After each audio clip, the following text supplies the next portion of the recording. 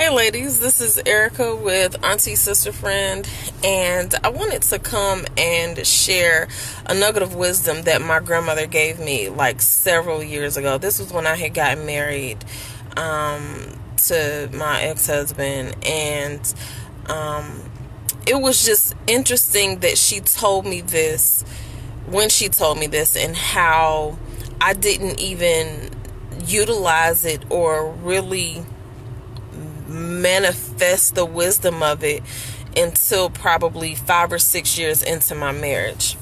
She said to me, when you know what you know, stick to it. Don't let nobody sell you wooden nickels. And that was exactly how she said it.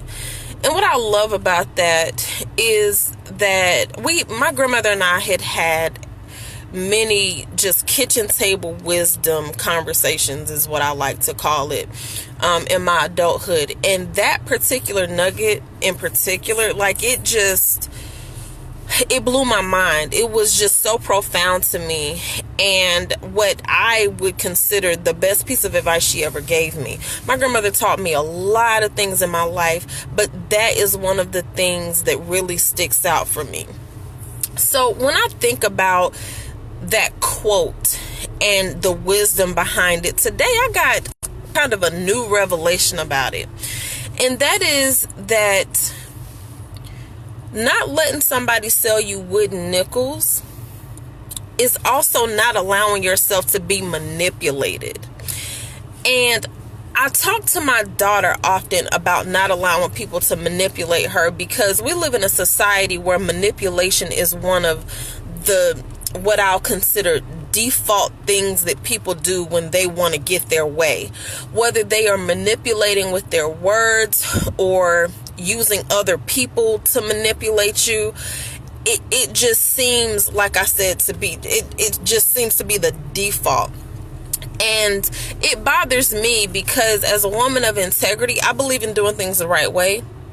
I believe that if I need something or want something, it is like literally a prayer or a request away. Like, if I want something, I just ask for it. I don't have to manipulate anybody to get what I want or what I need. Well, God will supply all my needs. I don't even worry about my needs. But when it comes to the things that I want, I don't feel like I have to manipulate anything.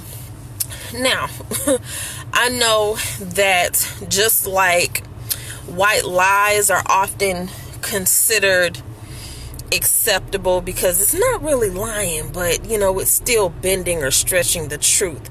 I think the same thing applies to manipulation, because sometimes we have situations where if I just do it this way, I'll get what I need, and it's nothing major, it doesn't affect anybody, I'm the only one who knows about it. And it's like, okay, that happens, people do it, whatever.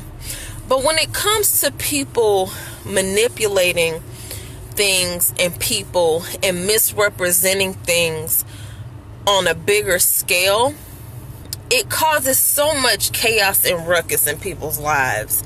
And so I just wanted to bring that nugget today, because I feel like so many people get manipulated and they don't even realize that they've gotten manipulated until it's too late. And I believe a big part of not allowing yourself to get manipulated is being discerning. Being discerning is one of the most important aspects of being a believer, because it allows you to navigate life in a way where you recognize things that you wouldn't recognize if you didn't sharpen your discernment. Discernment is so important. So, number one, sharpen your discernment. Be intentional about sharpening your discernment. I know one of my favorite prayers is for God to expose the enemy. And when I tell you, every single time in my life that I have prayed that, things came out that I otherwise wouldn't have known. And it didn't require me to do anything on my own. It literally, I remember one time I had prayed that prayer, and it was out of nowhere. I hadn't even prayed that prayer in quite some time. But something out of the blue, I was dealing with a new relationship, and I was like, Lord, I pray that you would expose the enemy in this situation. And several weeks later, I was, I don't even remember how that happened. I ended up walking into the room when the person that I was in a relationship with was having a conversation with somebody else. And I wasn't asked to leave the room or anything. I just sat down and, whatever. And they're having this conversation about something that he didn't need to do. And he's trying to justify why he should do it. And literally like 8 pieces of information that were shared in that conversation put one situation together for me. And that was a huge red flag. A red flag that I eventually ignored, but that's neither here nor there. The point is, praying that prayer allowed me to walk in at the right time to get information that I could have used to walk away from that relationship in a timely manner. But I say that to say that I believe that praying that prayer has helped me to discern when and how to do certain things. And walking into that room that day was very timely, and it was also an answered prayer. But on the other hand, when it comes to discernment, it's important to be in touch with God with intent so that he can sharpen your discernment. Because we could live and pray as we feel led, or however you want to say it. But at the end of the day, if you're not intentional about seeking God, then how are you really growing your relationship with him in order to be better and do better? Like, you have to be intentional about that. And I know for me, prayer is not exclusive to me being at church. It's not exclusive to me being in a particular place. It's not exclusive to me being on my knees.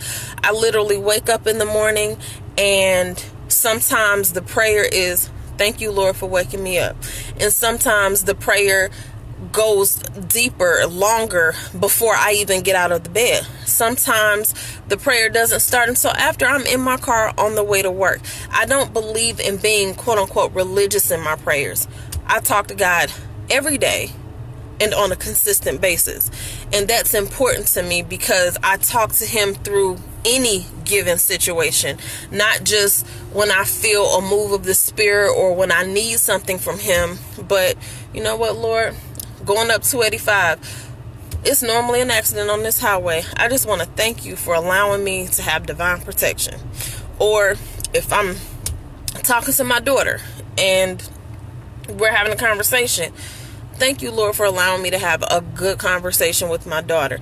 Simple things, small things. And then we also have to remember that our relationship with God is a relationship. It's no different than your friendships or the relationship that you have with your mom or, your dad or your cousins. It is a relationship that requires both parties to be engaged in order for it to be an effective and productive relationship.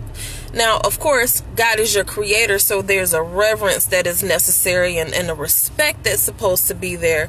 But even in your moments of being angry and sad, all of those negative emotions, he wants to hear from you about those things too. So, and I don't even know why I went so far that way with time. I don't know who needed that, but just know that your relationship with God is not exclusive to you being at church or being in a certain setting. He is your creator. He put you here, and he gave you everything that you need on the inside of you for you to live this life. It's just a matter of you manifesting it, you discerning where to operate, how to operate. It's so important. So continue to cultivate your relationship with God no matter what. Anyway, so as for the original point for why I even started this video, don't let nobody sell you wooden nickels. Don't allow yourself to be manipulated. If something don't seem right about a situation, sometimes you got to wait it out and let the details unfold before you take action. It's absolutely okay to do that. I think a lot of times we feel obligated to act on something or to give somebody an answer. But the reality is that if something is affecting you, you have every right to make sure that that opportunity or that situation is okay for you before you move forward with it. Don't allow people to pressure you into doing things. It reminds me of a time when a business opportunity had been presented to me, and although I had been like on the market and looking for another venture to add to my portfolio, there was something about that particular venture that didn't sit well with me. And I have to say that it was my discernment. Like, something just didn't seem right. And I needed that time that I was asking for to think about it and to watch how they ran the business before I allowed myself to engage. And not only did this person manipulate me and basically try to force me into this opportunity, although I had signed some paperwork concerning that business opportunity, I sat on it for at least a year. At least a year. And they kept coming back and asking, what's up? When we gonna do X, Y, and Z? You know what? We'll get to it. I'll let you know when I'm ready. And ultimately came to a point where I found out that this person, as well as everybody else who they had brought into their business, were committing fraud.